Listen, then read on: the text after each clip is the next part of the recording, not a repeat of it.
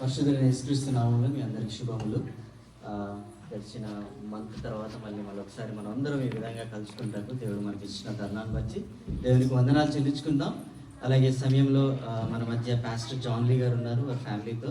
We welcome you, Pastor John and family here. And also we are expecting some people who travel India to be back again. And good to see all the faces. మన మధ్యలో ఈ సమయంలో brother Bharat వచ్చి ప్రార్థనతో మనల్ని start programme. Let's pray. Let's all close your eyes and let's spend 2 minutes in the prayer. Gracious Heavenly Father, merciful God, God of Abraham, God of Isaac, God of Jacob, God who sent His only Son into this world to save us from our sins. We praise you, Lord, we worship you. We give glory to your name this evening, Lord. Thank you for the salvation that you gave us, Lord, in your Son's name. And thank you, Lord, for the privilege that you gave us, Lord, to be called as your children and to call you as Abba Father. God, as we all gathered this evening, Lord, as your children, Lord, thank you for the time that you gave us, Lord, to come together, Lord, in your name this evening. And thank you for bringing us all together, Lord, safely.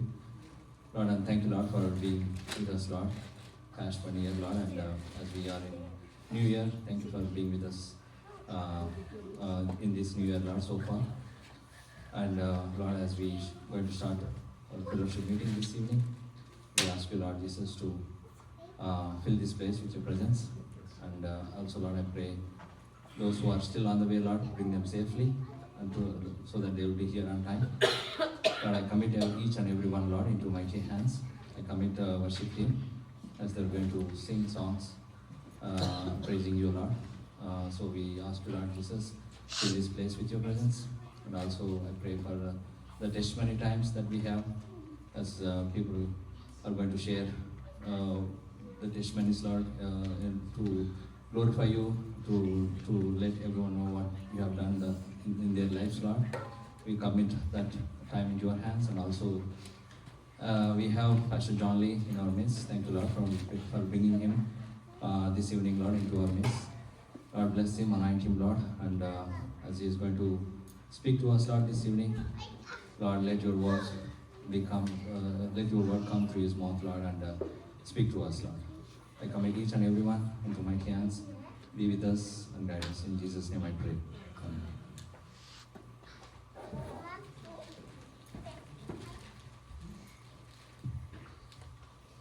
కొద్ది సమయము దేవుని సన్నిధిలో మనం పాటల ద్వారా దేవుని ఆరాధిస్తాము.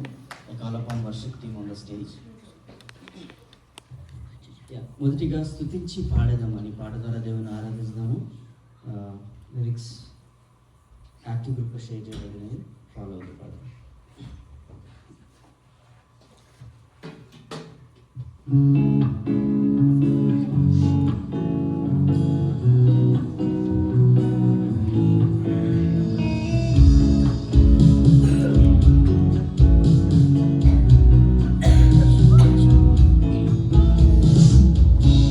స్తుతించి పాడెదం స్తుతుల స్తోత్రాలుడా, ఉత్సాహించి పాడెదం ఉదయ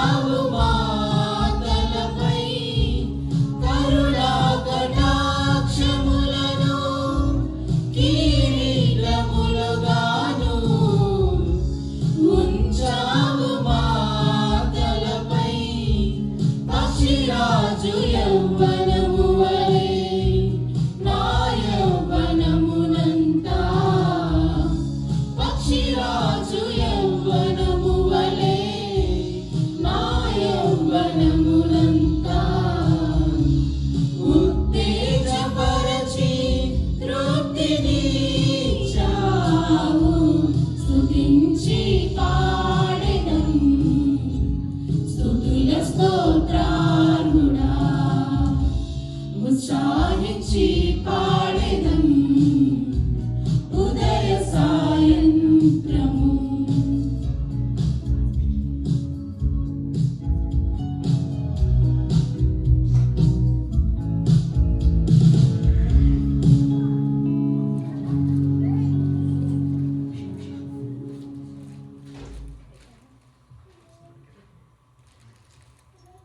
నీవు నా తోడు ఉన్నావయ్యా. ఈ పాట ద్వారా దేవుని ఆరాధిస్తాము.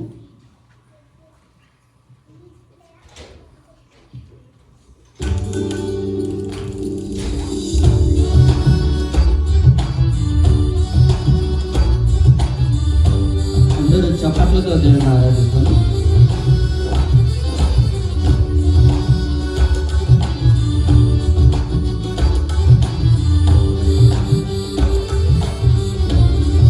అందరం లేచి నిలబడాలి.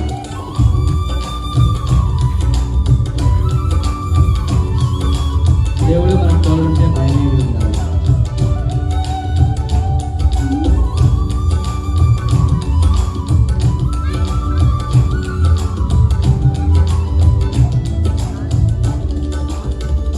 నీవు నా తోడు ఉన్నావయ్యా, నాకు భయమేల నా యేసయ్యా. నీవు నాలోనే ఉన్నావయ్యా, నాకు దిగులేల నా మెస్సయ్యా. నాకు భయమేలా, నాకు దిగులేలా, నాకు చింతేలా, నాకు భీతేలా. నాకు భయమేలా, నాకు దిగులేలా, నాకు చింతేలా, నాకు భీతేలా. నీవు నా తోడు ఉన్నావయ్యా, నాకు భయమేలా నా యేసయ్యా. నీవు నాలోనే ఉన్నావయ్యా, నాకు దిగులేలా నా యేసయ్యా.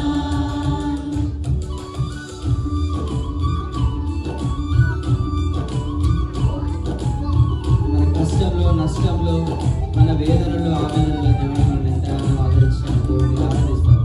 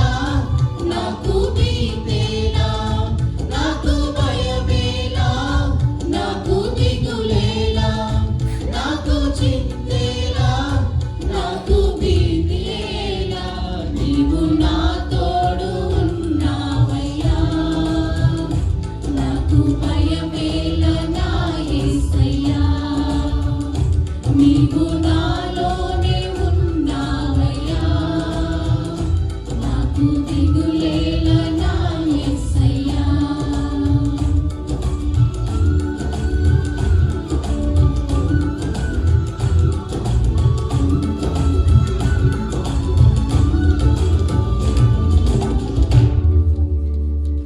అవును కదండి, అందరము దేవుడు మనతో ఉంటే మనకి ఏ భయము ఏ దిగులు ఉండదు కదా.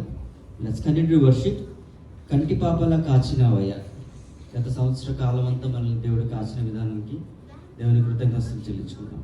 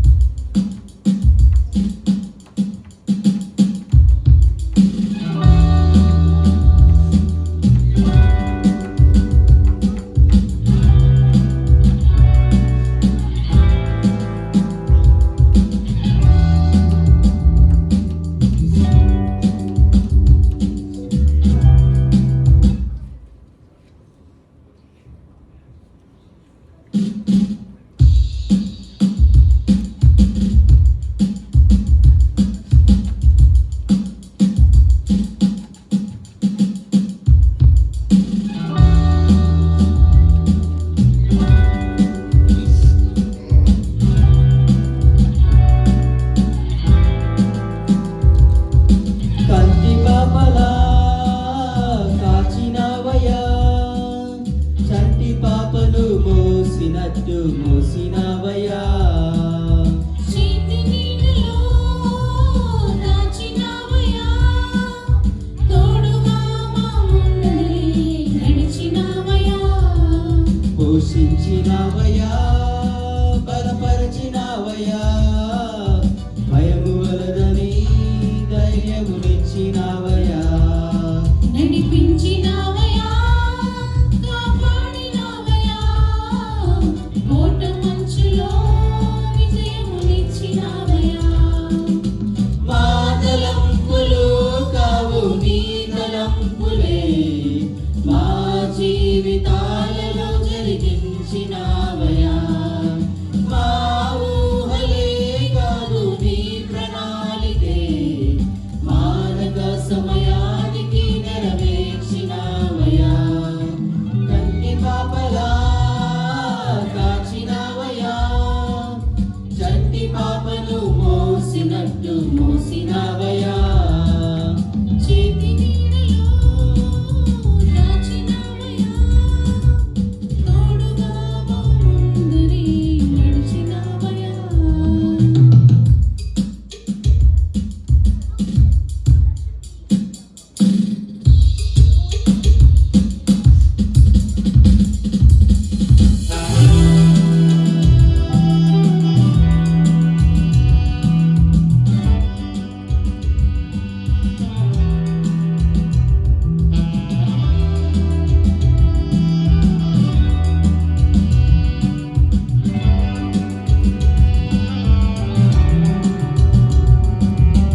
ఎన్నో ఏళ్ళుగా ఎదురు చూశాముగా, ఆశలే అడి ఆశలవ్వగా సోలిపోయాముగా.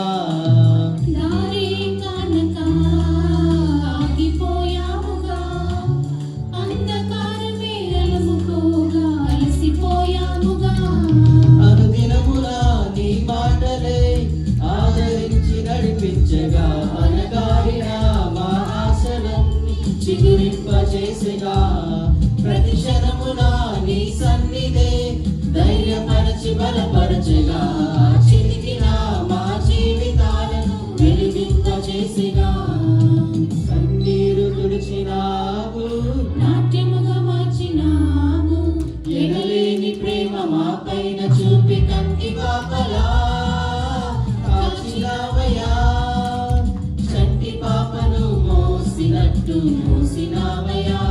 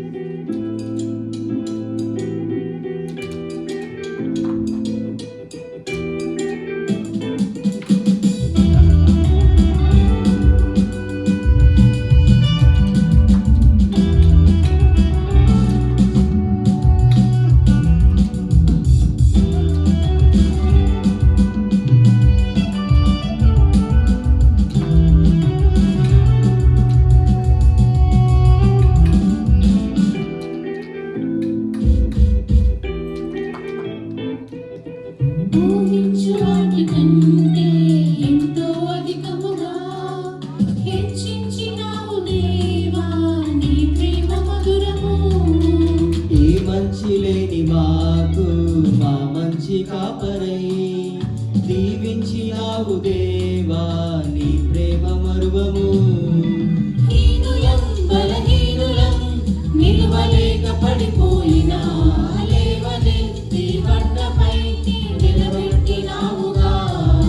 చీటికి మాటి మాటికి మా నమ్మకమే కోల్పోయినా అడుగడుగునా నీ నమ్మకత్వమును కనపరిచినావుగా.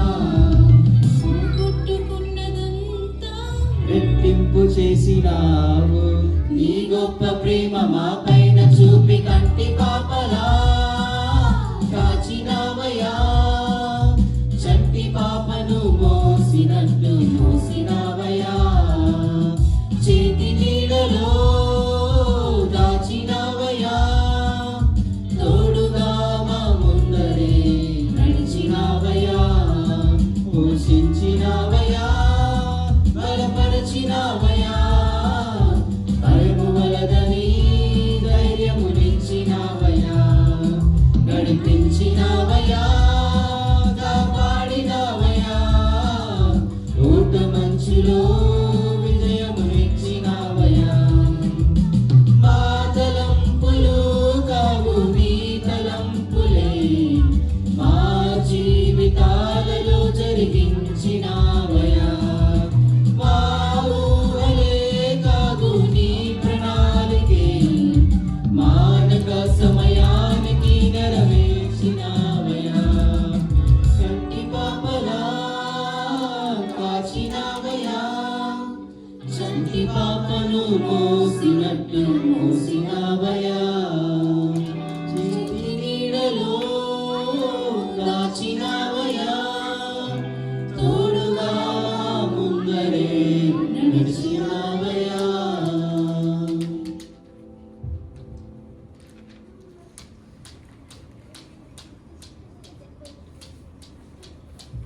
నీ సన్నిధియే నాకు చాలు. పడుదల దేవుని ఆరాధిస్తాం.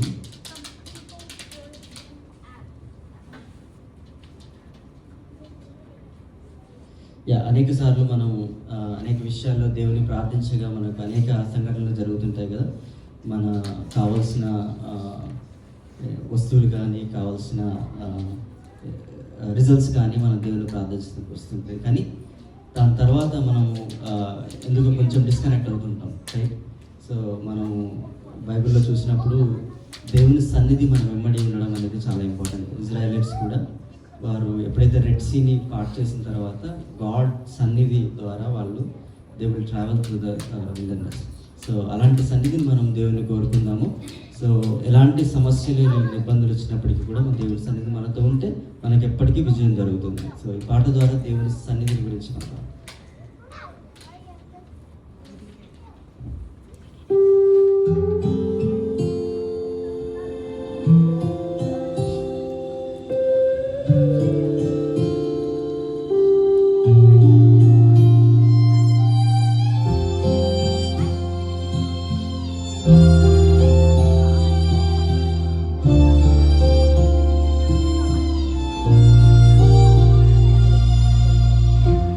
మేఘస్తంభమైన సన్నిధిని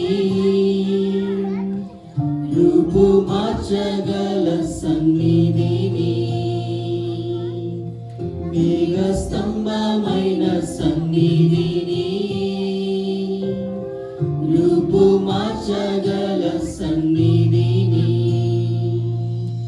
నడిపించే సన్నిధిని నన్ను వీడి పోనివ్వకు,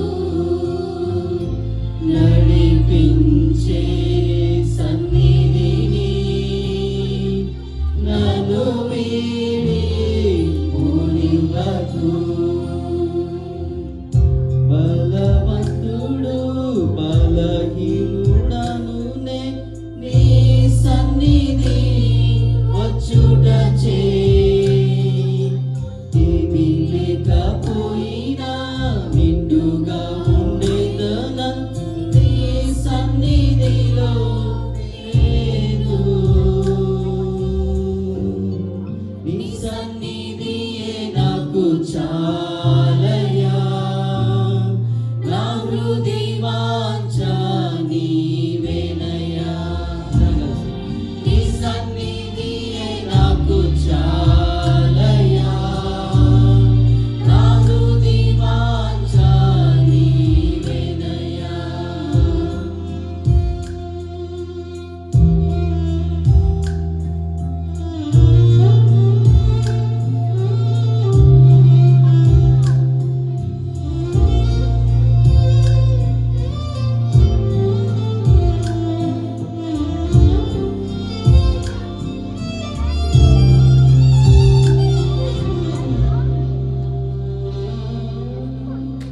నాను పక్షులను నీటిని అందించావు, అన్నియు అధికముగా ఉన్నవి.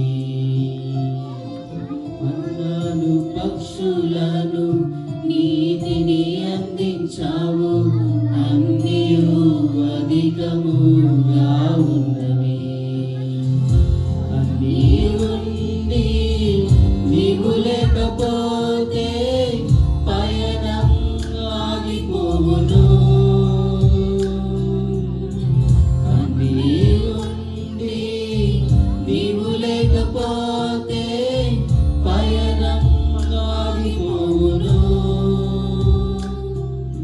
నీవు రావా నా యొద్దకురా ఈ విశ్వాస యాత్రలో.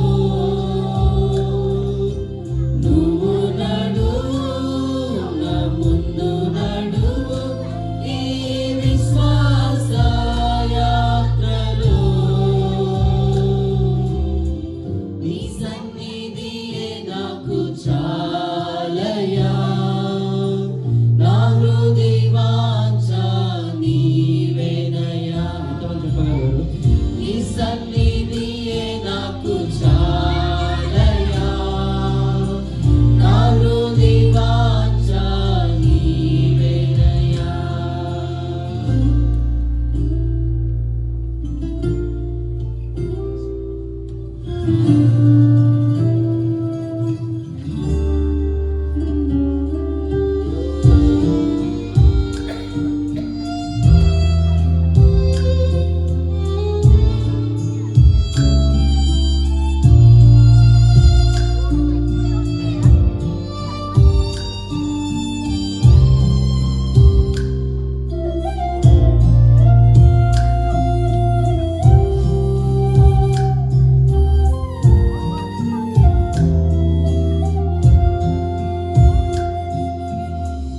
ఈ లోక అధికారం రాజకిరీటము తలపై మెరుస్తూ ఉంటున్నను. ఈ లోక అధికారం రాజకిరీటము తలపై మెరుస్తూ ఉంటున్నను. అన్నీ ఉండి నీవు లేకపోతే పయనం ఆగిపోవును. అన్నీ ఉండి నీవు లేకపోతే పయనం ఆగిపోవును. నువ్వు రావా నా యొద్దకురా ఈ విశ్వాస యాత్రలో. నీవు నడువు నా ముందు నడువు ఈ విశ్వాస యాత్రలో. నీ సన్నిధియే నాకు చాలయా, నా హృదయ వాంఛ నీవేనయ్యా. అందరం పాడదామా? నీ సన్నిధియే నాకు చాలయా, నా హృదయ వాంఛ నీవేనయ్యా.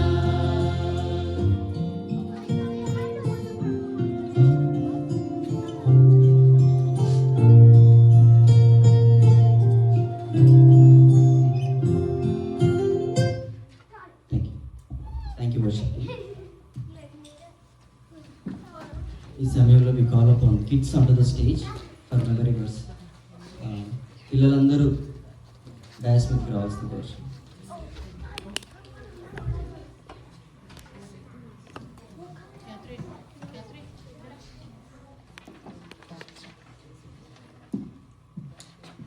The Lord is my shepherd, I have what I need.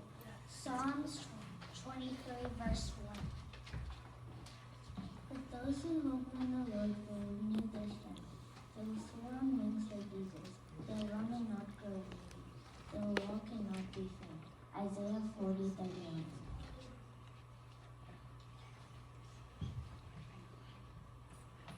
Praise Him, praise the Lord,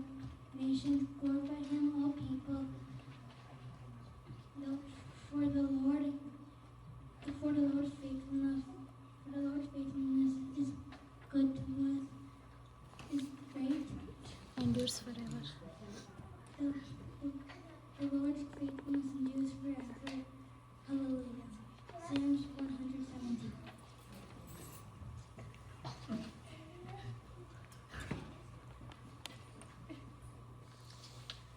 Remain in me as I also remain in you. A branch cannot bear fruit itself unless it remains in the vine.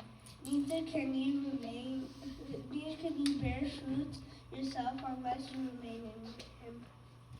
God is our refuge and strength, ever present with help in trouble. Therefore we will not fear, though the earth give way and the mountains fall into the heart of the sea. May God be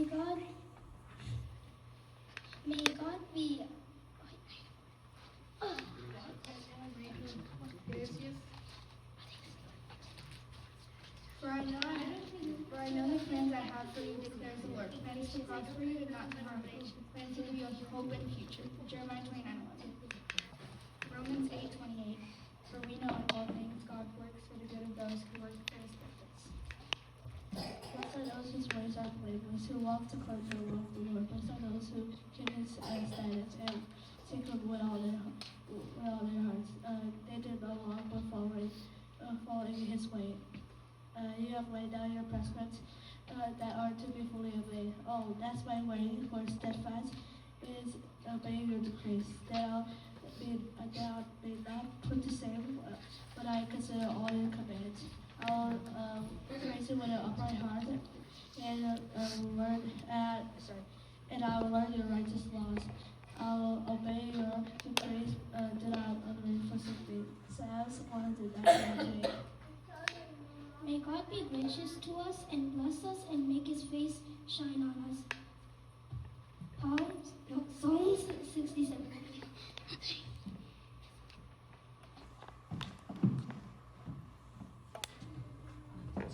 Thank you, kids. Now you can give it one of applause. We would like to thank all the parents who took time to teach their kids. Thank you so much, and ఈ సమయంలో as we are doing this our first month gathering after New Year లో first gathering కాబట్టి there are few families who wants to give their testimonies what God has done in their lives last year, so that God will be glorified, and also it will be encouraging others what God has doing in their families. So yeah, ఒక్కొక్క family I know there you can line up, but it's just brief short 3 to 4 minutes. We'll start with Vinay.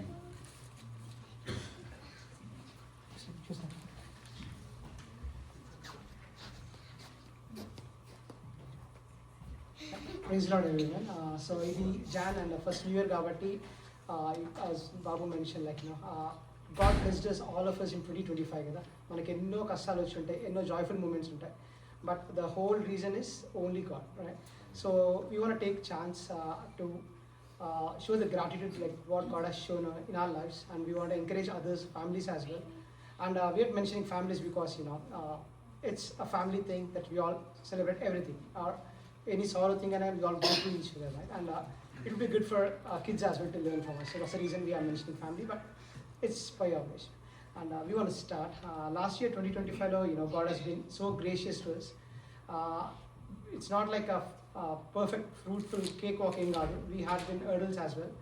So but every hurdle God has been good to us, and he helped us in the cross that. So we were encouraged by when Moses was traveling with all the Israelites, Red Sea was there. God didn't took the Red Sea away. Instead, he showed the way in that, right? So God doesn't take our problems in our lives, but he always shows the way. So I was so encouraged by that, both of us and in our family. పిల్లలకి signal వచ్చినా కానీ we don't know what to do, ఎందుకు వచ్చిందా అనిపిస్తుంది, right? And వర్క్లో కూడా మనకి ఆ ప్రొడక్షన్ ఫెయిల్ అయినప్పుడు it was working all fine, but except production కాబట్టి like what's happening in its, right?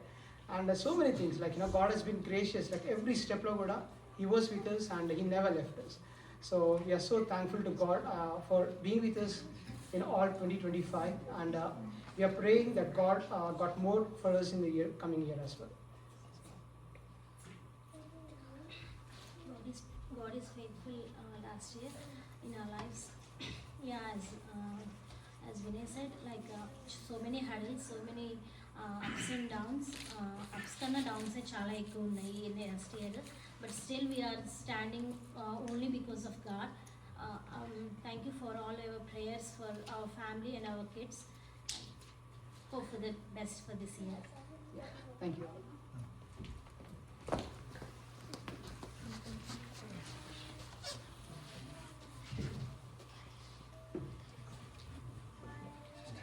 Praise the Lord. So నా టెస్ట్ మనీ ఏంటంటే మీ అందరూ తెలిసిందే, లాస్ట్ గత 3-4 months నుంచి నేను ఇమిగ్రేషన్ ఇష్యూస్ వల్ల బాగా స్ట్రగుల్ అయి ఉన్నాను. సో దేవుని కృప వల్ల నాకు అంత రిజాల్వ్ అయ్యి సో ఇప్పుడు నా స్టేటస్ అంతా కరెక్ట్గా ఉంది. సో అసలు ఏం జరిగిందంటే నా పాస్పోర్ట్ ఇక్కడ నుండి పాస్పోర్ట్ అప్లై చేయడం వల్ల నాకు I-94లో కరెక్షన్స్ అవ్వలేదు. సో అది యాక్చువల్లీ ఏమందంటే మేము I-94 కరెక్షన్ కోసం ఇండియా వెళ్ళి రావాల్సి వస్తుంది, లేదంటే మెక్సికో కెనడా వెళ్ళాలి అనేసి చెప్పారు. సో మేమేం చేస్తే ఏమంటే నైట్ అంతా కూర్చుని రోజు స్లాట్స్ బుక్ చేసుకుని DS 160 చేసి నెక్స్ట్ ఫ్లైట్ టికెట్స్ వెతుక్కుని ఇంకా 2 daysలో వెళ్దాము, ఇండియా వెళ్ళి స్టాంపింగ్ వేసుకుని వద్దాము అనేసి రోజు నైట్ అంతా 12 వరకు కూడా దేవుడిని మొరపెట్టుకుని మేము ఎన్నో ప్రేయర్స్ చేసి ఆ నైట్ అంతా స్ట్రగుల్ అయి ఉన్నాం. అంటే మీన్స్ ఎంతో స్ట్రెస్తో, అట్ ద సేమ్ టైం మాకు వర్క్ ప్రెషర్ గత 4 months నుంచి వర్క్ ప్రెషరు అన్నీ ఒకేసారి మా మీద పడేసరికి మాకు అంటే మెయిన్గా నాకు అసలు ఏం చేయాలో నాకే అర్థం కాలేదు. So I requested every one to pray for me. And also ఆ రోజు నైట్ మేము అన్ని అంటే వెళ్దాము నెక్స్ట్ 2 weeks 2 days వెళ్దామని బుక్ అంటే స్లాట్ బుక్ చేసుకుని నవంబర్ మిడ్లో వెళ్ళి నవంబర్ ఎండింగ్ కల్లా వచ్చేద్దాం అనుకున్నాము. స్లాట్స్ బుక్ చేసాము. ఇంకా తర్వాత ప్రే చేసి పడుకున్నాం అనమాట. నెక్స్ట్ డే మార్నింగ్ 6:30కి నాకు ఇండియా నుంచి ఫోన్ వచ్చింది మా ఆఫీస్ HR నుంచి. మోహన్, మీరు ఎక్కడికి ట్రావెల్ చేయొద్దు, మీరు ఎక్కడ ఉండండి, మాకు ఇక్కడ NPT కేటగిరీలో ఉంటుంది, కరెక్షన్స్ ఏదో చేసుకోవచ్చు అనేసి వాళ్ళు చెప్పారన్నమాట. సో దేవుని కృప వల్ల మాకు వెంటనే అంటే ఆ రోజు నెక్స్ట్ డే మార్నింగ్ మాకు ఆ న్యూస్లో రాగానే కొంచెం స్ట్రెస్ అనిపించింది. సో ఇమీడియట్గా మాకు జనరల్గా మాకు ఆఫీస్లో అప్రూవల్స్ కానీ ఏదైనా కానీ చాలా స్లో ఉంటుంది. So approvals within a డేలో like almost 5 levels of approvals within a డేలో అప్రూవల్ వచ్చేసింది. ప్రీమియం ప్రాసెసింగ్లో అప్లై చేయడానికి extension. At the same time apply చేశారు, within a week or 10 days తర్వాత మళ్ళీ RFE వచ్చింది. RFE ఏంటంటే నా 140లో డేట్ కరెక్షన్ అనేసి. సో ఒక విధంగా అది నాకు మంచిదే అయింది, ఎందుకంటే అది నేను ఎప్పుడైనా సరే కరెక్ట్ చేసుకోవాలి డేట్. సో మళ్ళీ దానికి కావాల్సిన డాక్యుమెంట్ అన్ని సబ్మిట్ చేశాము.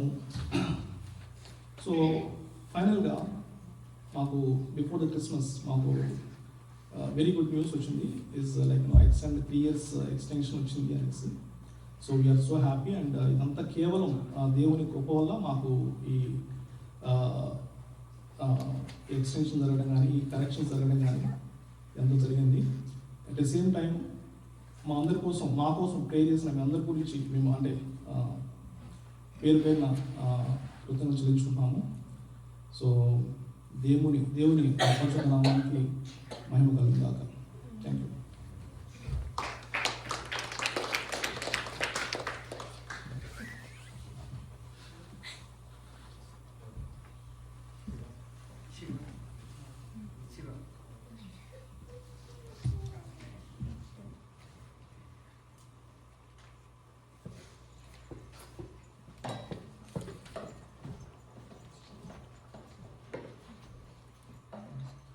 అందరికీ ప్రైజ్ లార్డ్. ముఖ్యంగా దేవుని నామానికి వందనాలు. లాస్ట్ ఇయర్ మా యొక్క కుటుంబంలో మా ఫ్యామిలీలో like we been praying for lot of things, especially job change and the extension for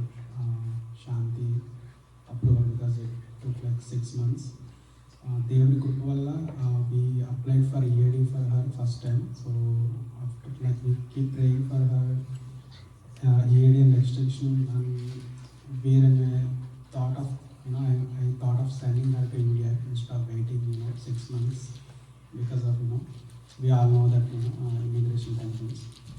But God is so faithful on our life.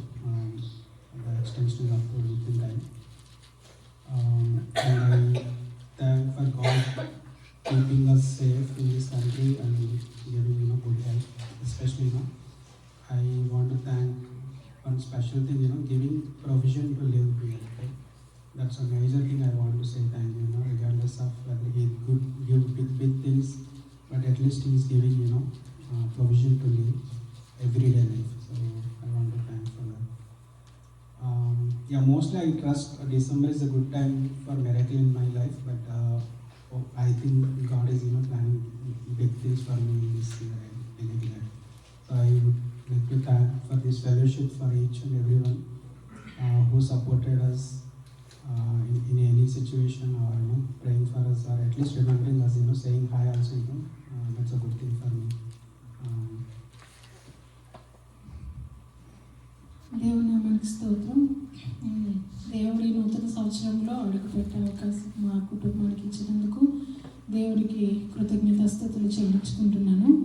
గడిచిన సంవత్సరం అంతా డే బై డే ప్రతి నెల కూడా ఎవ్రీ మంత్ యాక్చువల్ చెప్పాలంటే ఎవ్రీ మంత్ ఫెలోషిప్కి వచ్చే అవకాశం వచ్చింది. ప్లస్ కిడ్స్ మేము ఎప్పుడు సిక్ అయినా 2-3 days కన్నా ఎక్కువ సిక్ అవ్వలేదు. సో ఇయర్ అంతా దేవుడు నన్ను, నా బిడ్డని, నా భర్తని, తర్వాత మా చిన్న కుటుంబాన్ని ఆయన రెక్కల చాటున కాపాడాడు. తర్వాత మా ప్రయాణాలు మేము బయటికి వెళ్ళినప్పుడు వచ్చినప్పుడు దేవుని కృప వల్ల క్షేమంగా మేము గృహాన్ని చేరుకునేంత వరకు ఆయన కృపలో మమ్మల్ని జ్ఞాపకం చేసుకున్నాడు. ఇండియాలో మా ఇరు కుటుంబాలను కూడా దేవుని రెక్కల చాటున భద్రపరిచారు. అందరూ క్షేమంగా ఉన్నారు. అందుని బట్టి దేవునికి వందనాలు చెల్లించుకుంటున్నాను.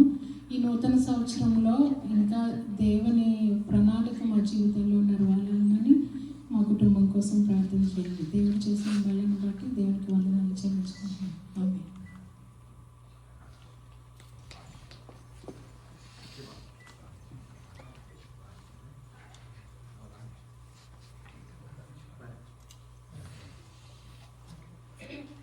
Praise the Lord, everyone.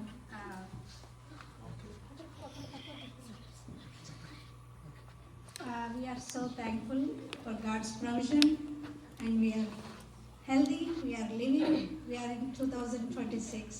Thank you so much. I want to thank our Lord for His continuous protection, especially my wife driving to downtown every single day, which is a scary thing to me. So I want to thank Lord for His blessings, helping children in their studies or health. I want to thank Lord. Thank you for prayers.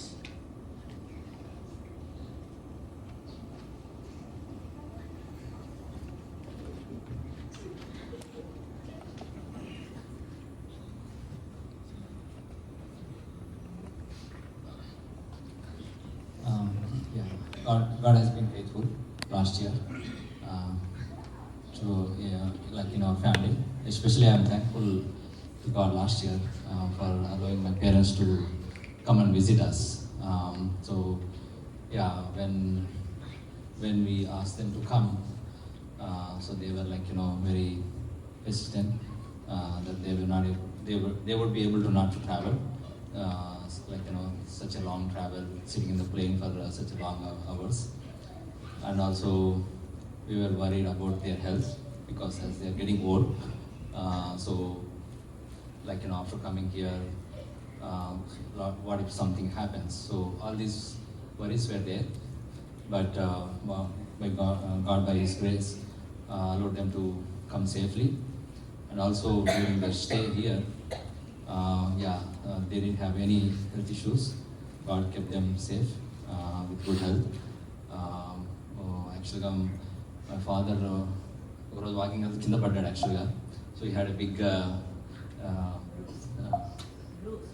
Bruce కాదు దెబ్బ తగిలింది. So he had very big అదే దోక్కుపోయింది అంతా మొత్తం బాగా damage అయింది. So we are worried, oh my God ఏంటి ఇట్లా అయింది, so maybe we need to take him to doctor ఏమో ఎలా ఉంటుందో అనేసి చాలా we are worried. But even that time also God was so gracious to heal that without any major issues. So mainly the main reason for them to come was like, you know, we are not in a position to go and visit them. So if they come, they will spend time with our grandkids, especially with their grandkids. That is the main intention for them to come over. So yeah, which God allowed for them to come and spend time with us, and also especially with grandkids. So even మనం వెళ్ళినా will be just like, you know, a couple of weeks or maybe hardly 3 weeks for 3 weeks. So but since they were able to come and stay here, they were able to spend time with grandkids. So I'm thankful for that to God, for making that happen, and also for good health, and also keeping our jobs safe. Yeah, as you all know that so many immigration things are going on. So but even in that, God kept us safe, and God kept our jobs safe. So I'm thankful for that. And also we are also actually మా extensions కూడా apply చేయాల్సి ఉండే, చేసాము యాక్చువల్గా చేసాము. I think we requested in the fellowship also to pray for that. So we got approvals like, you know, last week. So we are thankful for that as well. So even that was a worry for us, especially Sumadi. If Suma don't get her approval by March, so she may have to go to India and get stamped and come back. So we were also kind of preparing for that, and also at the same time praying. So God miraculously gave her our approvals. So we are thankful for that as well. Thank you for your prayers. Anybody wants to go? Praise the Lord. Actually, I lost my voice, so someone will talk. Praise the Lord, everyone. Yeah, 2025 is the most blessed year in our lives till date, and it's the most stressful year as well, as we have become parents. Starting 2025, January 1st is when I experienced my first kick with Ayansh in my belly. Since then, it has been God's grace again and again showing up in our lives. I had a very stressful delivery. I had an emergency C-section, but God has been so gracious. He has kept me safe throughout all of that, and post which I was diagnosed with preeclampsia. God has again been gracious, but so grateful again for the parents and in-laws that God has given us. Without them, I can't even imagine what we would have done. It has been, everything has been a bliss with their help, and again, God has provisioned us with everything so that we can get the right help that we need during pregnancy and post-pregnancy. And again, once parents left, it has again been very stressful with both of us working, juggling between work and taking care of baby. So God has again helped us navigate parenthood successfully, and being patient with each other as well. That's most important. So grateful for God who has given us the patience to treat each other with grace, at the same time take care of the baby. It was just, I think, 2 days discussion that we had to travel to India, but we did know that it was going to be stressful, it was going to be tiring, especially with a 6-month-old, but we prayed to God to give us the strength to do it, and we were able to successfully go to India, meet all our friends and family, celebrate Ayansh's first Christmas with our family, and then return back safely. And returning back safely, I told Arun one thing, that Ayansh didn't get sick and he had just 2 mosquito bites throughout the entire trip. So again, God has been so gracious. He has protected Ayansh throughout the entire India trip. He hasn't been sick, which definitely helped us. And we have reached India, we reached back to the US safely as well. Throughout all of these, it's God's grace alone that kept us going through our best and blessed year. And so grateful for everyone who has supported us, and for the people whom God has put in our lives to support us through this entire year. And so grateful for my husband who has been patient with me, and thankful to God for everything that He has blessed us with in 2025. Thank you all for your prayers and everything, and especially when someone is during the pregnancy and during the delivery time. I think there are a lot of people prayed for us, and also after that, and also many people helped us in many ways. Thank you so much for each and every family. Thank you.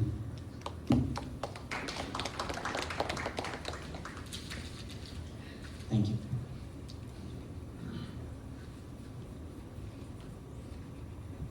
Praise Lord, everyone. God has been faithful till from my birth. But I would like to say thank you to God, especially for this year, last year, 2025. There are many things that I did not plan, but in His presence, and God has helped me able to do my master's and finish it without any fees. So then within a month I was able to get into the job. It's all because of God's goodness and grace.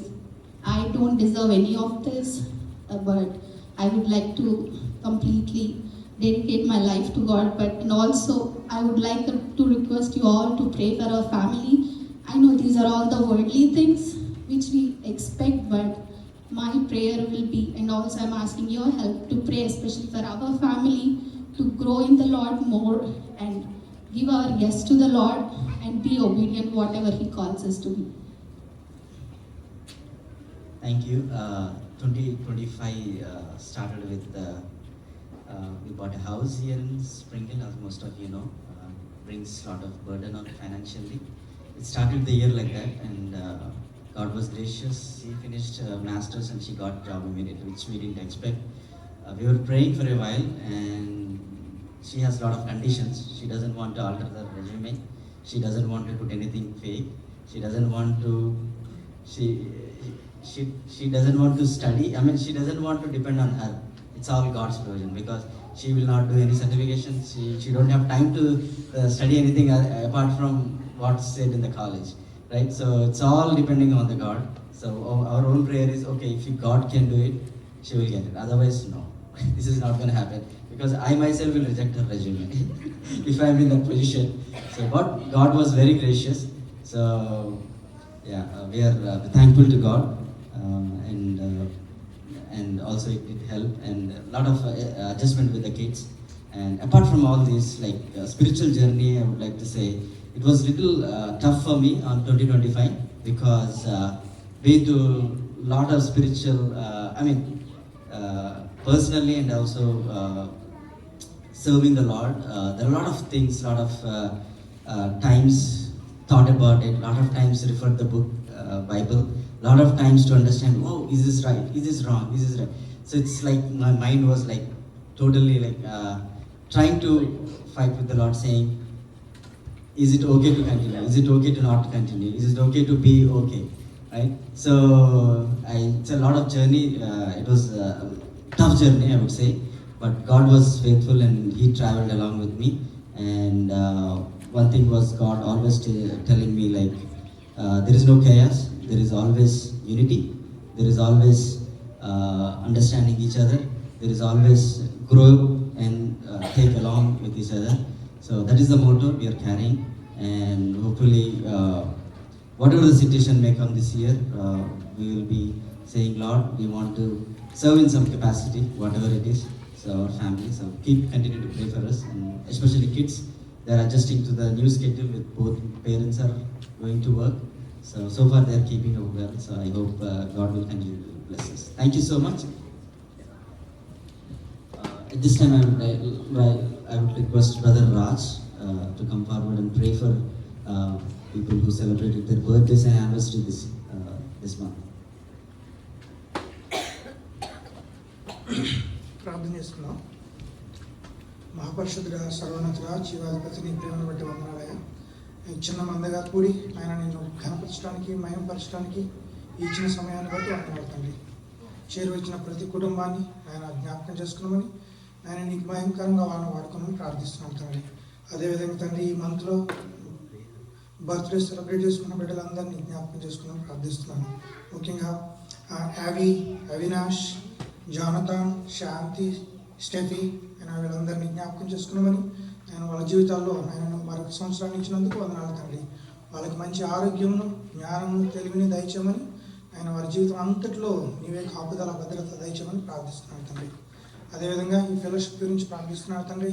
మేము తండ్రి ఆయన నీ మహిమలో ఆయన మేము ఇంకా బలంగా ఎదగడానికి, ఆయన సత్యంలో జీవించడానికి, ఆయన అనేక మందికి మాదిరికరంగా ఉండడానికి సహాయం దయచే తండ్రి. అదేవిధంగా ఇంకా ఎన్నో కుటుంబాలు ఈ ఫెలోషిప్ ద్వారా ఆయన ఆకర్షించబడడానికి, ఆయన ఫెలోషిప్ ఇంకా బలంగా అవడానికి సహాయం దయచేయమని ఆయన మిగిలిన సమయం అంతా దీవెనకరంగా, నీకు దీవెనకరంగా, మహిమకరంగా చేసుకోమని వందనాలు స్తోత్రాలు చెల్లించుకుంటూ యేసయ్య శ్రేష్టమైన నామములో ప్రార్థిస్తున్నాను తండ్రి. ఆమేన్.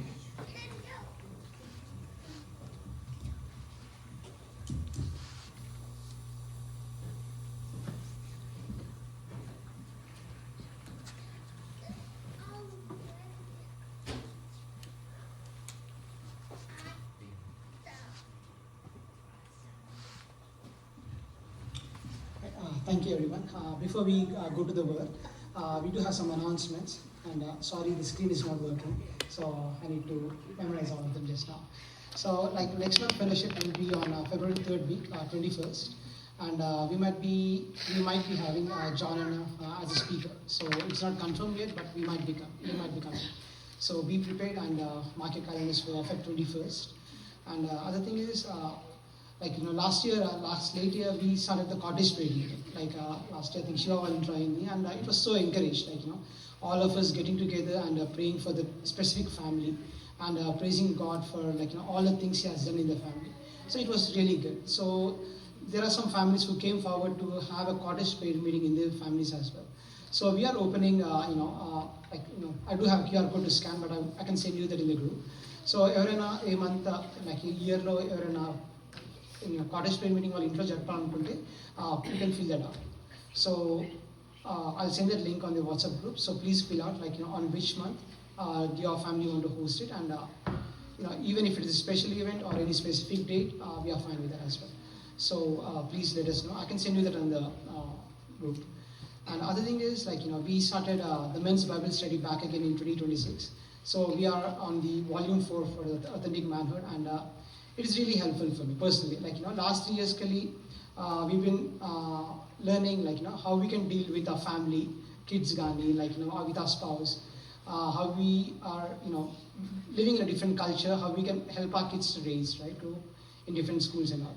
But volume 4 is all about how we can lead our life for God during our workplace. So Samana is leading that, and I would encourage all the men to join because it's really helpful. And it just started today. So it happens on every second Saturday of the month.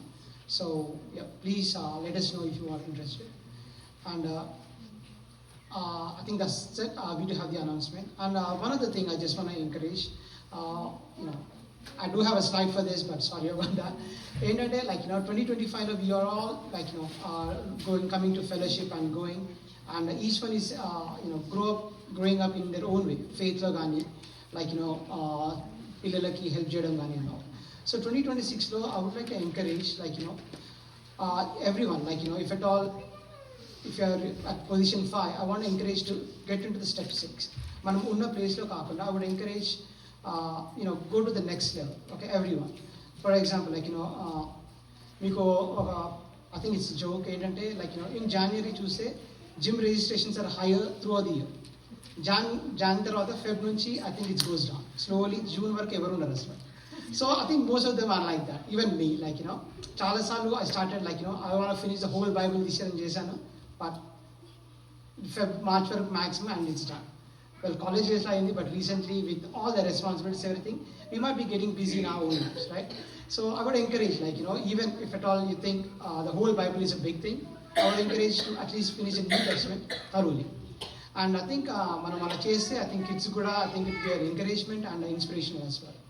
And other thing is, like, just like Bible reading, we can do, we can start a family prayer in our homes, like, every day. And, it will be good to put a specific time in our homes and, everyone get together. It's not longer. So 15-20 minutes is good enough.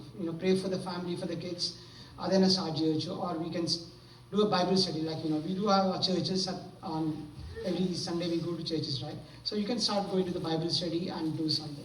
And even kids, we can give, to memorize the Bible verse every week, or, read a chapter every day, something like that. I think I would encourage our fellowship to step up to the next level, not being into the same level. So that's how I think, we can encourage kids, grow in God, because, half of the day, like 8 hours, they'll be, like, they'll be going to school and, right? So we should pray for the kids and encourage them to grow in the Lord. So, yeah, I want to encourage, but maybe next time I can show you the slide as well, but I think that's it for the announcement. I would like to call Suma to pray for the word.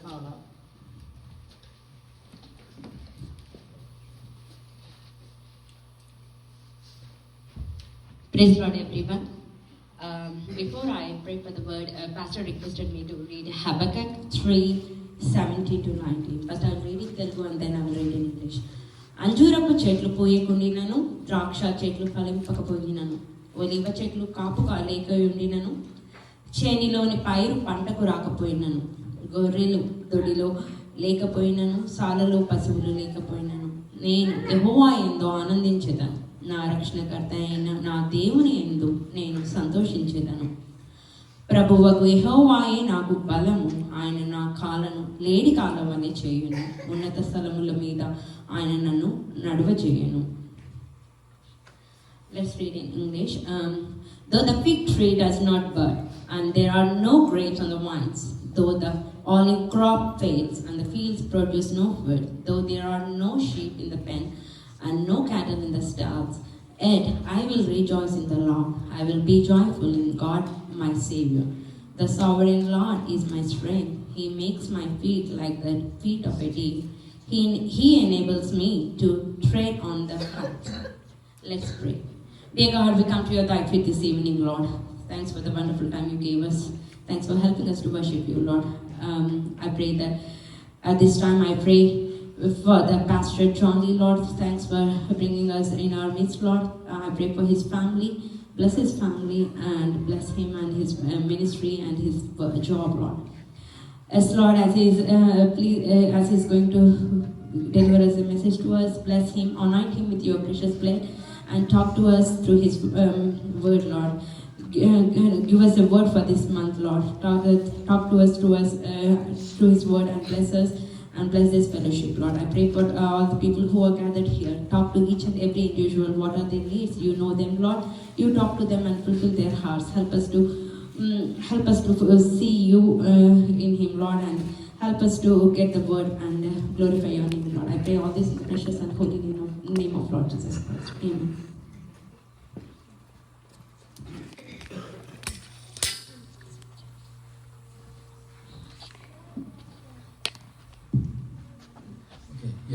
We are blessed to have Pastor John Lee in our midst today. He doesn't need any special introduction because everyone here knows him. But I would like to just give a brief introduction about him. So Pastor John Lee is basically from Kerala. He is born and raised up in Kerala in a Christian family. So at a very young age, he has a calling for God. So with that calling, he pursued his studies in theology, and he started serving in India itself in different levels. And then he came to US and he did pursue further theology here. And as you all know, he's been associated with the Lifestream Church for a very long time. He's been in the pastoral team, serving in different roles and capacities for the last few years. And right now he's serving as the associate pastor at Lifestream Church. And he has a beautiful family, Sister Nancy, who is also among us today, and two beautiful kids, Kaira and Kelsa. So yeah, with that I would like to call upon Pastor John Lee.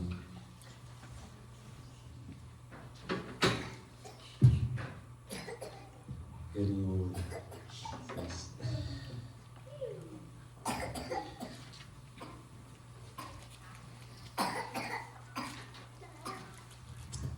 Praise the Lord. Praise the Lord. It is good to be in the presence of God. I'm so glad that I could come here and speak with you all. And I've been hearing about the Telugu Fellowship for years. I think I've been here almost 10 years in Nashville. But this is the first official Telugu Fellowship meeting that I'm attending. And I was one of the meetings at our dear brother Swami and Arun's house for a Thanksgiving meeting a couple of months before. When John Pastor called me and said they have a preaching assignment, and I didn't know that I had to come here. I thought he was going to send me somewhere. Then he said, Telugu Fellowship, gathering on 17th, so I want you to go there and speak. And I was really happy. When I was sitting here, I went back almost 25 years back. In 2000, I went to Andhra with Operation Mobilization, and I worked there almost 6 months, traveled through most of the cities.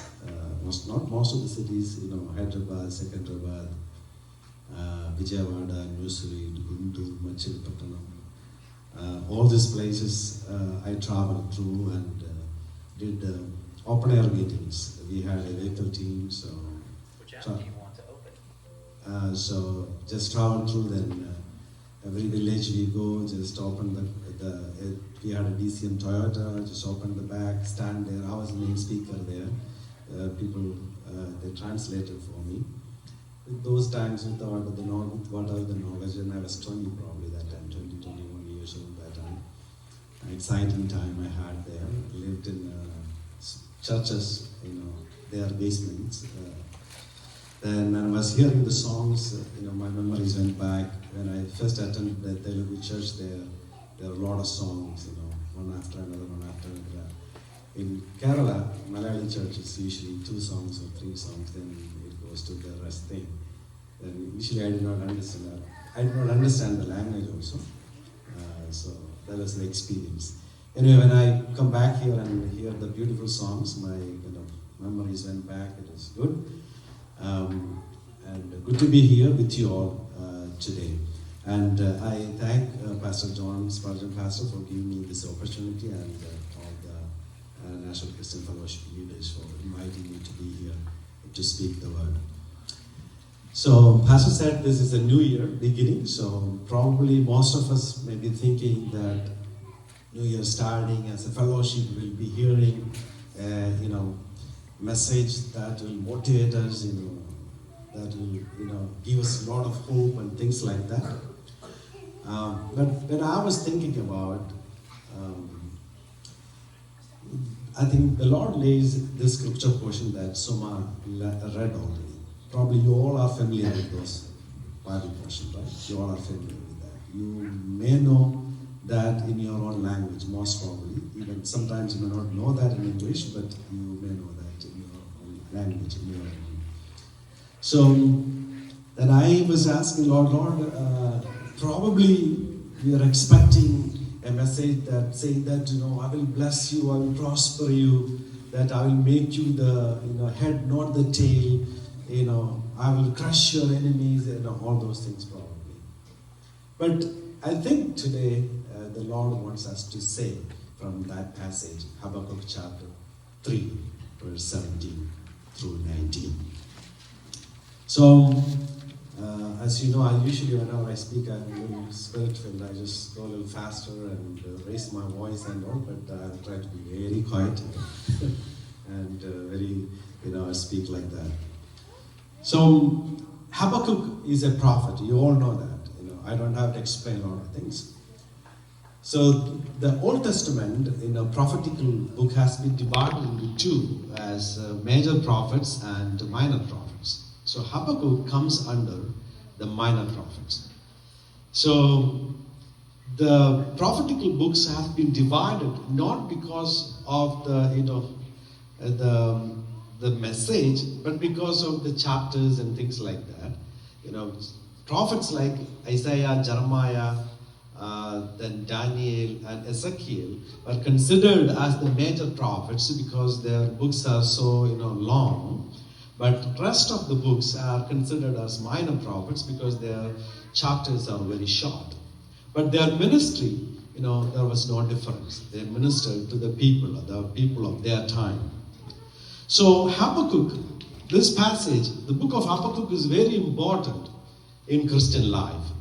Because the book of Habakkuk very clearly talk about living by faith in chapter 2. The name of Habakkuk, the meaning of the name of Habakkuk means to wrestle. So this book has been written in BC, around BC 609, between 609 to 597. So he was not just a common person, a common regular prophet. You know that the ministries of a prophet and a priest.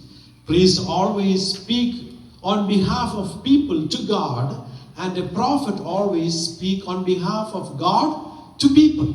So always prophets receive a message and give that to the people.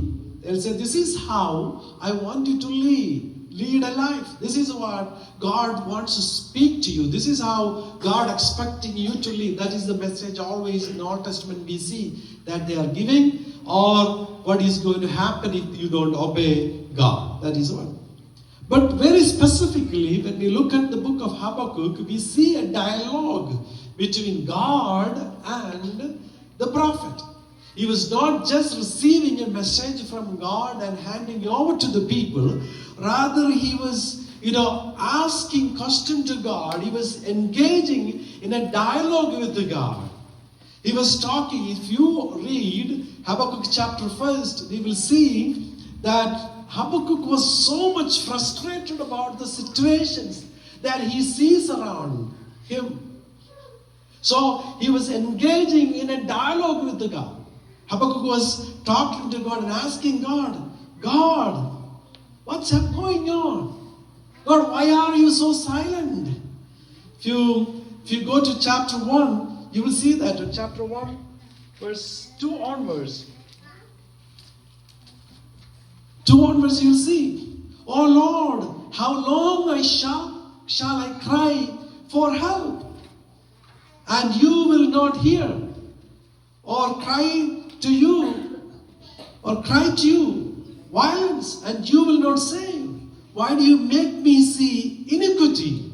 And why do you ideally look at wrong? So he was asking a lot of questions to God. What's going on, God?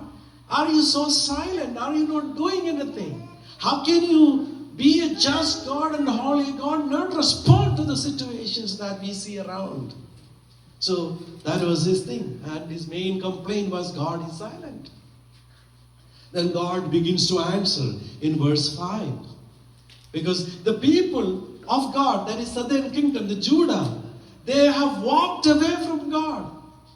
God has separated them to be their God and to be his people. The people of Judah to be his people. But they begin to worship the idols. They begin to seek after the idol gods. They begin to seek after the God and goddesses that does not speak or see or do anything for people.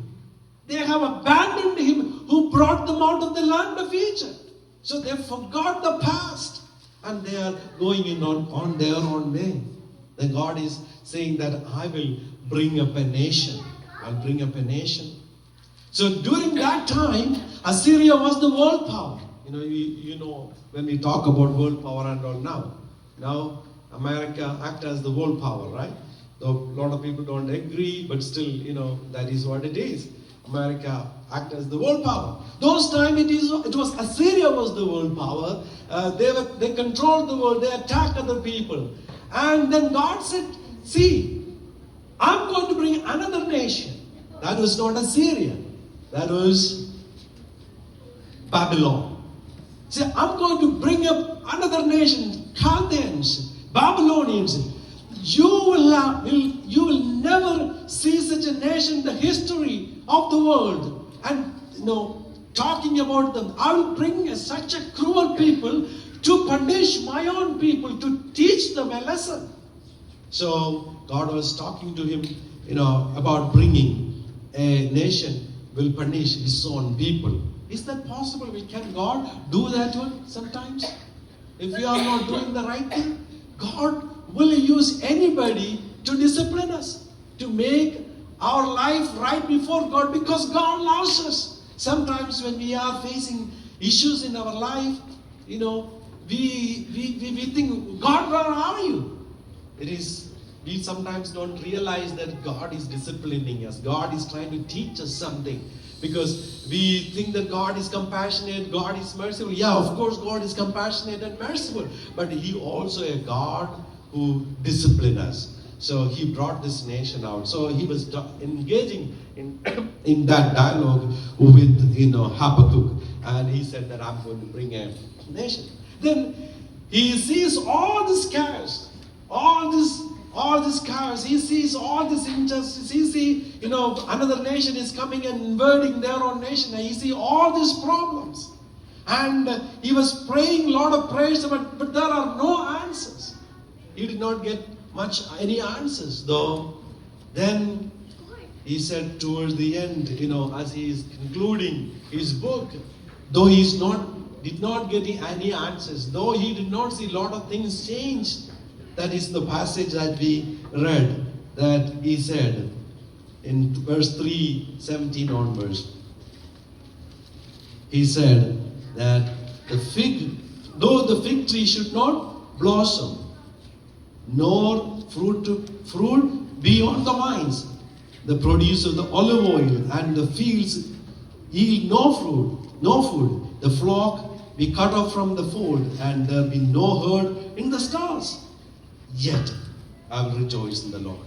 So this is the topic for tonight's sermon. Yet I rejoice. Yet I rejoice.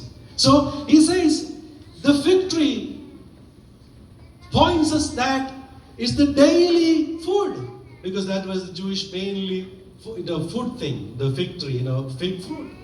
They say fig tree showed that they're daily fruit. Habakkuk says, even if there is no food for me, because of all these invasions and because of the famine and all these things, even if there is no food, then it says the wine there is no fruit on the vines.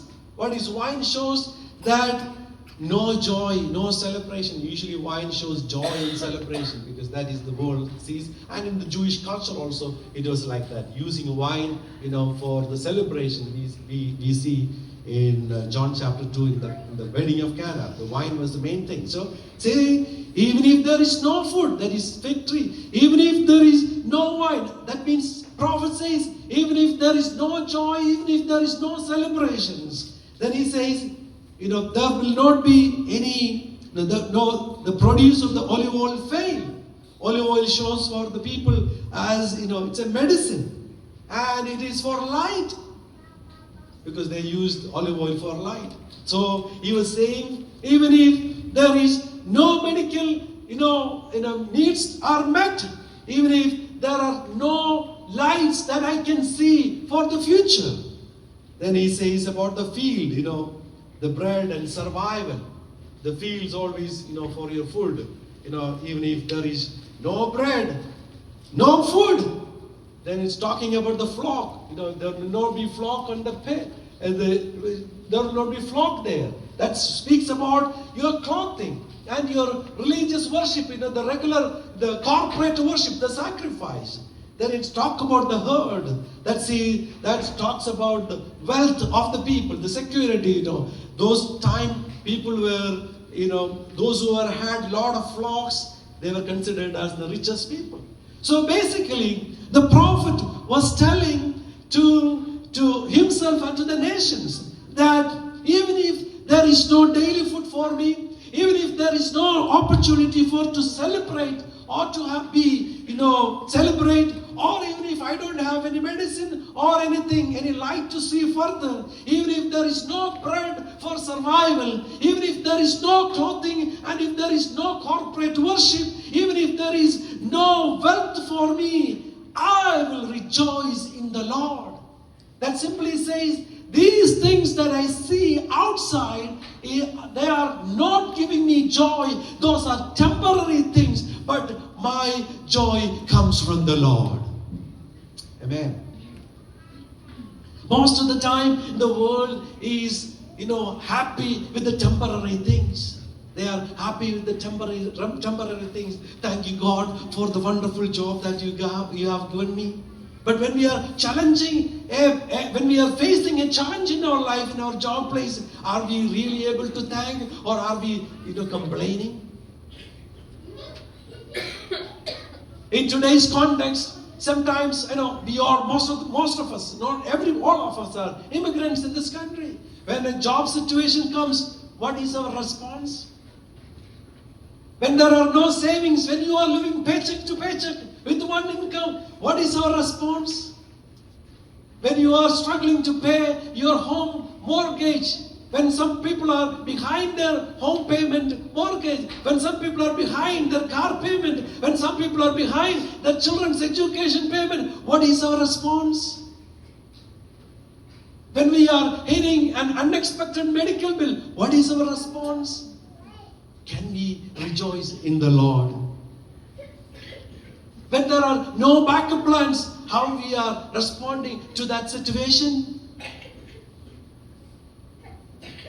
And Habakkuk says, even if all these things, though, he's used the word though. He didn't say if, he said though, even if all these things are not there, I will rejoice. That is what the real faith, the real believer will do. His faith is not shocked by trouble, it is prepared for it. Some people leave their faith when they face difficult situations in their life. Even in this country, I know people who left their faith because things have not happened the way they dreamed of. Things did not, come to pass as they imagined. Things did not take off as they have noted down, because they say, oh, why should I worship him? Why should I go after him? Because he did not give me what I asked for. Is our faith is based on the things that we see around us, or is it based on who saved us? That is the main question. So his faith is not shocked by the trouble, but he said it prepared him. Look at the life of Abraham. Look at the life of Abraham. Abraham waited for so long to get a baby. And finally when he got a baby, he was very happy. His family was happy. But what God asked him? Take your son and sacrifice. I don't know any one of us will do that too. It is not uneasy. People who have waited for years and years for a baby, and finally if God is asking, them to sacrifice, how many of the parents will be willing? Most of the time, we won't be willing to commit our children for the Lord's ministry. Right? We will not be. You say, oh, no, you can do ministry, but you get a good job and do the job and all the things. People will not commit them. How many of the parents will encourage their children to, go for ministry? God is calling you. Listen to God. If God is calling you, please commit your life for ministry. I don't know. You won't do that one. Here, Abraham, he was asked by God, take your son and offer. But when he was asked, his faith did not shake. Just like I heard the preachers, from my town, they always say, when he heard, he believed, even if I offer my son as a sacrifice for God, my God will rise up Isaac from the ashes. That is the belief that Abraham had. But are we like Abraham today? Look at the life of Job. Job was one of the wealthiest men at those times.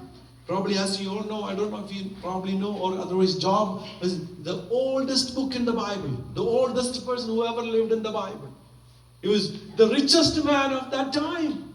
He lost everything that he had. He lost his property. He lost his health. He lost his children. He lost his family. He lost his health, everything. But you know what Job said? Job chapter 13, verse 15. Though he slay me, yet I will trust him. Though he slay me, yet I will trust him. That is the faith that we need. Can we have that faith in our life? That is what God is requiring us to have. A faith that only works when blessings flow is not biblical faith. It is based on the happenings. When the happenings stop, you will stop believing in the work of God. Even when nothing happens, even when there is no food on your table, even when you don't have a job, if you still believe in God, that is what your faith. I really like the testimony of your Babu's family. They were saying she doesn't want to lie in her resume. Are we courageous to do that? Are we courageous to do that? I know that many people will do that. They will show all the experiences, that they don't have. They will pay money and get certificates to show experiences. She took a stand. I'm not going to lie in my resume. If God is going to provide me, He provides. Otherwise, I don't care. God will do something for me. We need to have such a faith in our life. Even if things doesn't work in your favor, then if you trust in the Lord, then that is what real faith and real, hope in the Lord. So, then when we read verse 18 onwards, you see, yet I will rejoice in the Lord. So this passage, yet is the turning point. The yet is the turning point. As I said, the circumstances may say nothing. Faith says yet. Flesh says, let's complain. Faith says, rejoice. So Habakkuk did not rejoice in the loss. He did not rejoice in the loss. But what he did? He rejoiced in the Lord. He did not rejoice in the lost, but he rejoiced in the Lord. Okay? You don't have to say, oh, thank you, Lord, for taking everything away. But, Lord, I rejoice in you, whatever the circumstances. I always say, in my job place, I'm facing a big problem. I always say, hey, look, decide. Always I have a challenge. Every time I have a challenge, I'll say, no, I'm not going to do it. So they want me to work on Sundays. I said, I will not work on Sundays. So they wanted to mandate me to work. I said, no, I'm not going to work. So they'll say, they'll discipline me. I said, no problem. Even if at the cost of my job, I'm not going to come. I'm trusting in the Lord. If I say that, no, it's okay. I'll come. I'll miss a Sunday. I'll miss maybe then 2 Sundays. Then I'll miss 3 Sundays. Then, I don't feel at all anything. I said, I'm not going to do that one. It's a challenge. Can I take a stand and say, even if I lost my job, I trust in the Lord, He will take care of me. We need to have faith, big faith in our heart. Even if things are not in favor of us, we have to say, yes, I will rejoice. Even if I lose my job, even if I have to wait for so long to get a job, even if, I am facing problems, I will rejoice in the Lord.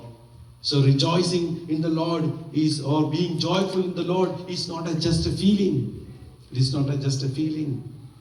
It is not, pretending that you are joyful. And hear me, this is a decision that you make to rejoice in the Lord. This is a decision that you make. You know that all the circumstances are against you. You know that things are not in favor of you. Then you choose to rejoice in the Lord. So Habakkuk knew that his own people are going to be attacked by this mighty nation, and they will be taken as captive. Their young people will be going to another land. They knew that their religious beliefs will be questioned. There will be things that they cannot accept in their life. But still, Habakkuk says, I don't care that one. I choose to rejoice in the Lord. Do you know the person in the New Testament who did that? Do you know who did that one? Paul. You know Paul. He was in the prison in Philippi. Right? For what? He was in the prison for being a preacher because he shared the gospel.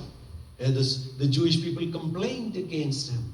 Then he was put in a home arrest. He was put in a home arrest. He was in a prison. What did you do there? He worshipped. He worshipped. How many of us can do that? His both legs were in chain. He didn't have any freedom. But he rejoiced in the Lord. He worshipped the Lord. Then the Lord brought a breakthrough in his life. This is the point. When we face issues, if we can worship, if we can rejoice in the Lord, if we can choose to be happy in the Lord, God will bring a breakthrough in our life. In 2026, as we have already entered this year, as we go further, we don't know what is going to happen. We don't know what is going to happen with our immigration. We don't know what is going to happen with our visa situation, including the people who are having, green card or citizenship. We don't know what is going to happen, how things are going to turn around. But only one thing we can do is rejoice in Lord. I don't care what happens. I look up to you. I look up to you. So Paul, he rejoiced in the prison. And then we read about Nehemiah chapter 8 verse 10. He says, the joy of the Lord is my strength. Then when we read the Philippians chapter that is 4:4 again, Paul says, rejoice in the Lord always. And I again say, rejoice in the Lord. It's all rejoice. So I heard the preacher says that the joy comes from the Lord. Happiness comes based on happenings. Happiness comes based on happenings. If there are not consistent happenings, you will not have any happy. But joy is not like that. It comes from the Lord. You choose to be joyful in the presence of God. That is not based on happenings. That is based on who your God is. Right? Children will be always happy, right? If they get new things, always. I know Kara and Kalsa, if they get a new thing, always they'll be happy. But if they're not, they will not be happy. Kara will say, Appa, I'm not happy anymore. She'll say like that to me. I'm not happy anymore. Because she's not seeing anything that happening. Next moment, something new to her. No, it is a choice always when we choose to rejoice in the Lord. So as worship before the breakthrough is the highest form of faith, then let me go a little further. Then when we go to verse 18, part B, it says, God is more than what He gives. It is not what we always see the things that we get in our hands. We don't see the giver. We thank, thank you for this car, thank you for this house. We see the thing that we have in our hand. With our own eyes that we see. What a car that I have. Oh, what a house that I have. Oh, what a job. We see all this. We don't see the giver. We don't see God. But Habakkuk says, the God of my salvation. Habakkuk does not say, God of my crops. Habakkuk does not say, God of my income. He did not say, God of my comfort. But he says, God of my salvation. That should be, when people who are having the rejoice attitude, they will always see God in everything. Then when he said God of my salvation, that simply means God is my deliverer, God is my preserver, God is my redeemer. He knows that the people, the Habakkuk knew, the Chaldeans, the Babylonians, they are going to come and invade the country. So he says, God is my salvation. I know God has revealed these things to me. But still, I know that my God will deliver me. Still, I know that my God will preserve me. Still, I know my God will redeem me. Even if God does nothing for us, what we see with our own eyes, He has already given Himself for us. That is the very reason we should thank Him. Not the peripheral blessings that we have received. I'm not saying that we should not thank God for the peripheral blessings that we have received. We have to. But more than that, we have to thank God for giving Himself for us. Psalm 73 verse 25 through 26 says, whom have I in heaven but you? God is the strength of my heart. So we have nobody but God in heaven for us. So if God is all you have left, you still have everything that you need. That's all. That's what everybody. If God is in my side, you don't need anybody. That is all you need always in your life. So you have to have the strength, strength for the journey, for escape from it. Verse 19 says, the Lord is my strength. God does not remove the hills, He strengthens the feet. Somebody can read that verse 19. There is a spiritual truth is there. Verse 19. The sovereign Lord is my strength. Yes. He makes me as sure-footed as a deer, able to tread upon the heights. See, He makes me as sure-footed as a deer, able to tread upon the heights. As I was studying that word, what I have found is so amazing. In Palestine, if you see you see the mountain deers, okay? The steep hills. When enemy comes to attack the deers, it stays in the hill areas, but it will not fall. It has got the feet that is very soft in the middle, and the surroundings are just like, it will stick with the rocks and stuff like that. It will not fall. That simply, I remember, I don't know who said here, I think Vinay family said that God did not take the Red Sea, but God has opened the Red Sea. So that simply says that God sometimes is not going to take away the Himalayas before you, but He will give you the strength to climb on that one. So God did not change the mountains, for the deer, but God has given the strength for the deers to stand strong. Whatever happens, the enemy cannot climb there. Sometimes the situations God will not take from our life, but He will give you the strength to face it. How many of you believe that one? He will give you the strength to face it. Sometimes you will ask God, why? Why, Lord, why, Lord? But we have to really ask in 2026, Lord, I'm not asking you to remove all the problems before me, but I'm asking for your grace to overcome it. Your grace to overcome it. Your mercy upon my life, so that I may find ways to move further, not stuck in one place. 2026, that should be our prayer. Yet, Lord, whatever happens, Lord, I pray Thee that You would give me the strength to stand in all the circumstances. And that Isaiah chapter 40 verse 31 says, they shall mount up with the wings like eagles. You know all that verses. Then God may not change your situation, but He will change how you stand in it. That is what. God may not change your situations, but He will change how you stand in the situations. Then finally, when we come walking on high places, He will make me walk on my high hills. That simply means God will give you victory. God will give you authority. God will prosper you, according to His ways, not what we think. So in 2026, when we have an act of faith in our life, He will help you to get through the situations. He will help you to get through the situations.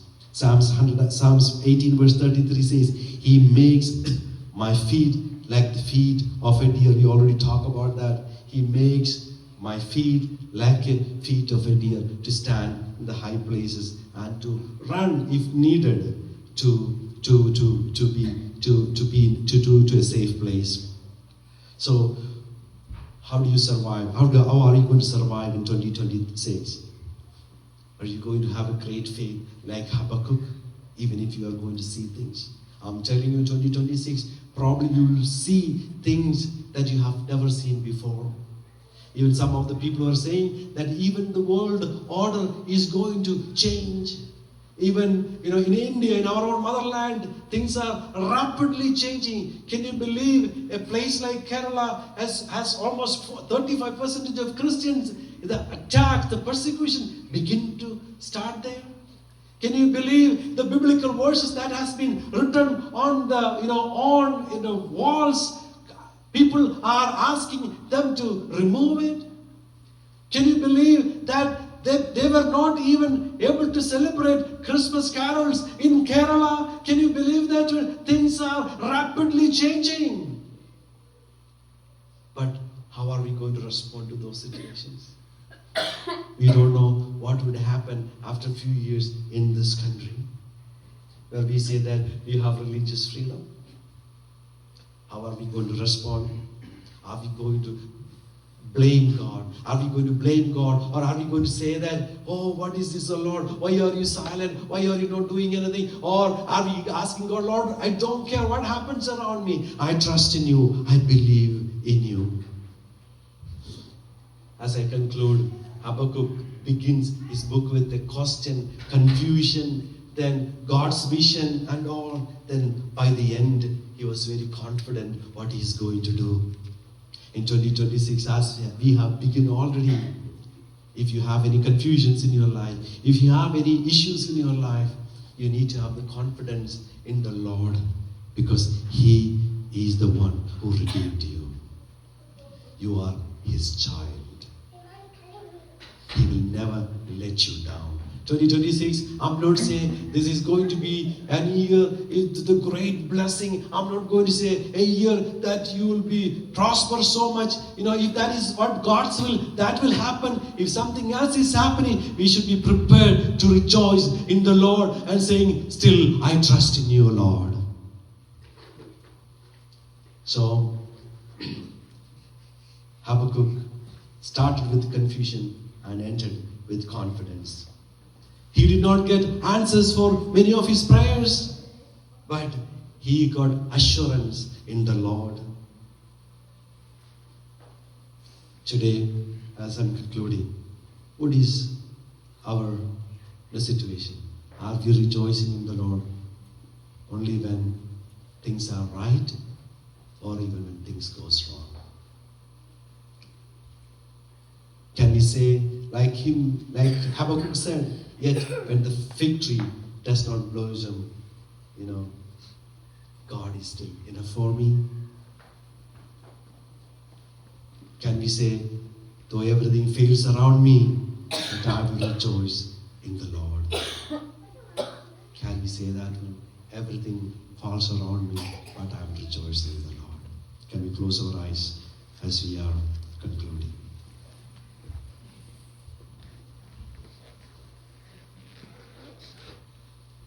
If you are facing any kinds of challenge in 2026, God is asking through this message that stand still. I will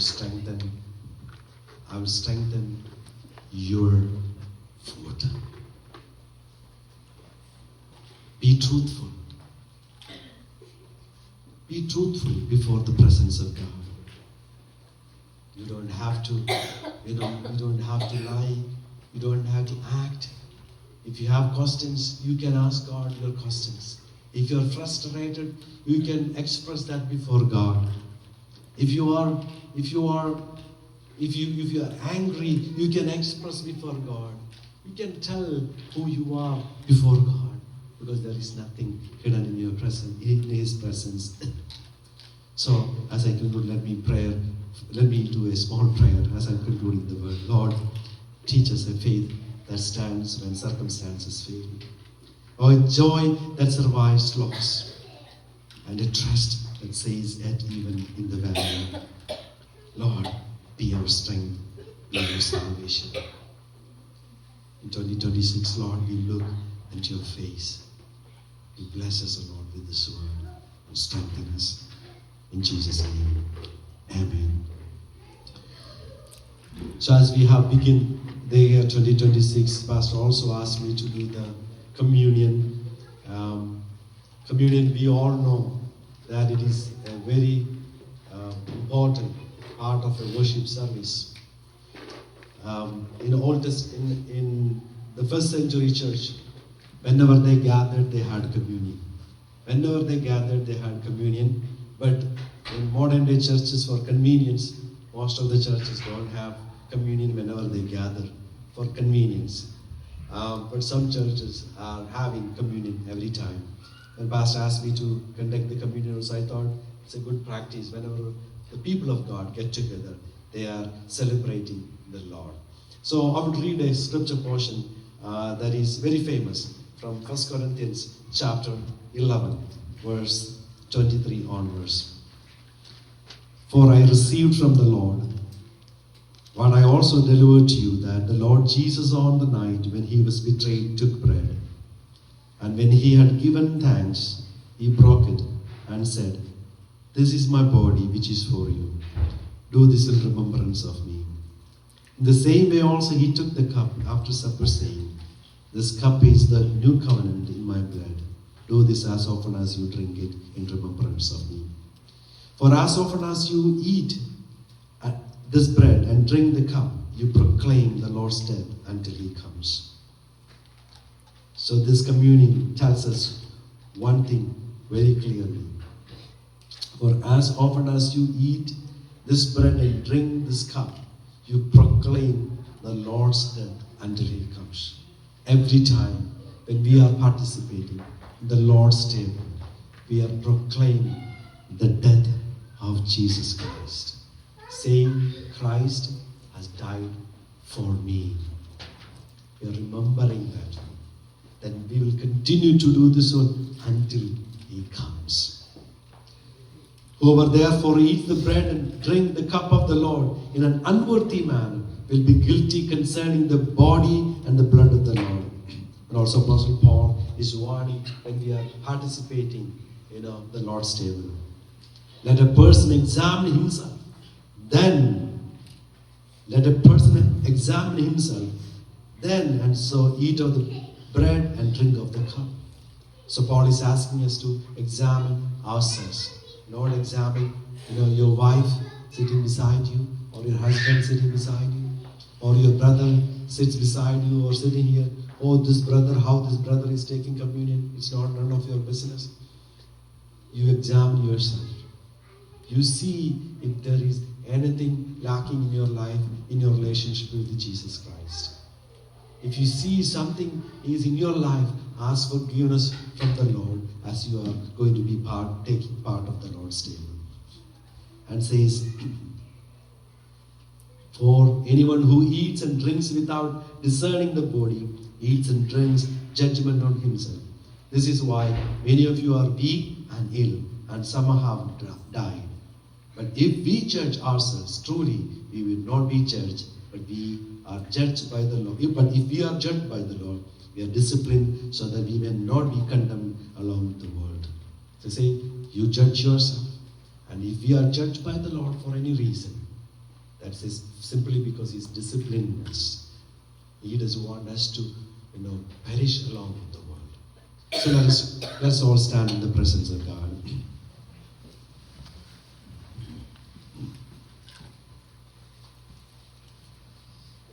time for us to examine our life.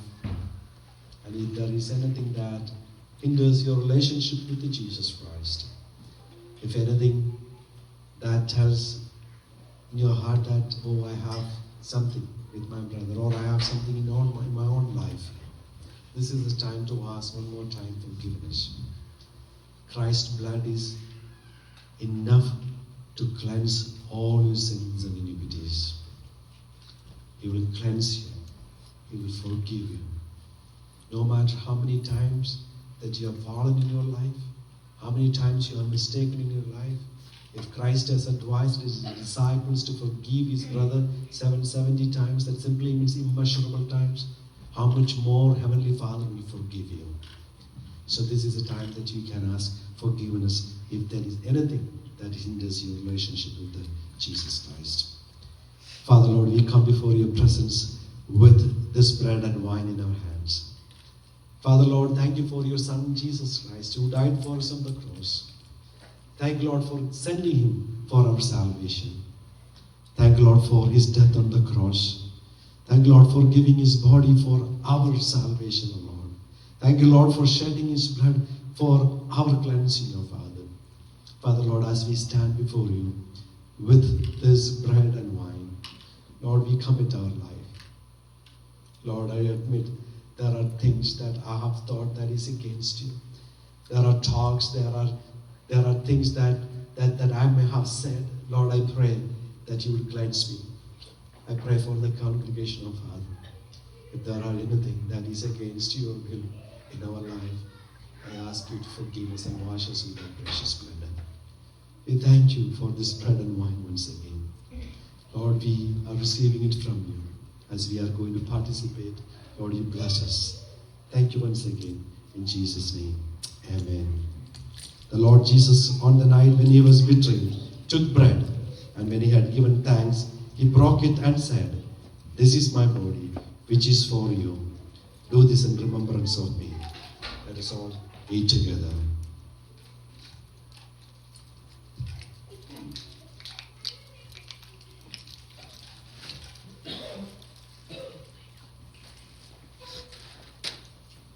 In the same way also he took the cup after supper, saying, "This cup is the new covenant in my blood.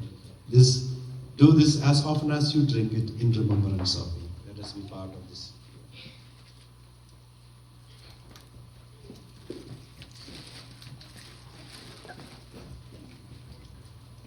Father, thank you for blessing us with your table. Lord, we are grateful to you. Thank you for this fellowship that you have given in our life with you, Father. Lord, I pray and commit this congregation under thy hand.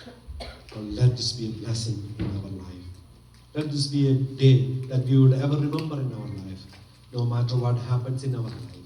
Help us to trust in you. Help us to believe in you. Help us to put our faith in you. Thank you once again for listening our humble prayer. In Jesus' name I pray. Amen.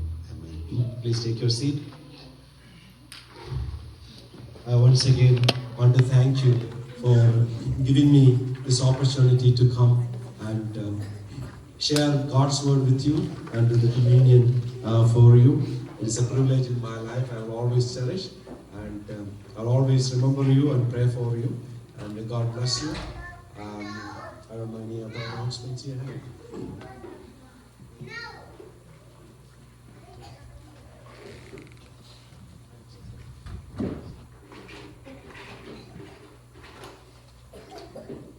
Thank you, Pastor, for the wonderful message. And it's very true. It's very true. In concluding, I would like to pray for the food and all the people that prepared it. So let's just do that. Dear Lord and Savior Jesus Christ, we just want to give you praise and thanks for all the blessings, Lord. And as Pastor has said, in the main things, we give you praise for the blessings. But Lord, in even the difficulties, there you are. And like Rebecca said, we rejoice in you for who you are. It's not what you give us, but it's what you have already done.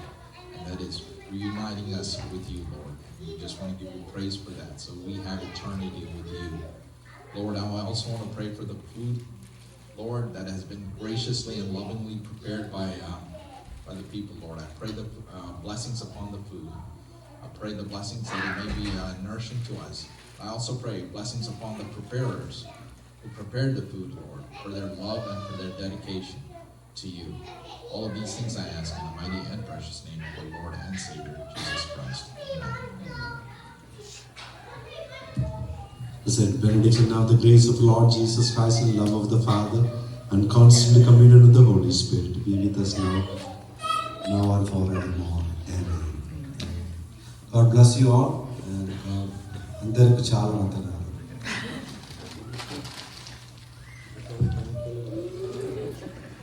Thank you so much. Thank you, Pastor, once again. Thank you, each and everyone. Thank you, each and everyone who participated here and took time to come here. And do remember the people who didn't come. Try to reach out to them to see if any way we can assist them or help them. And hope to see you all next month. And as Vinay said, John is going to be here. It's going to be good time. So hopefully you all take time and we participate in the next one as well. See you all, and let's have dinner together.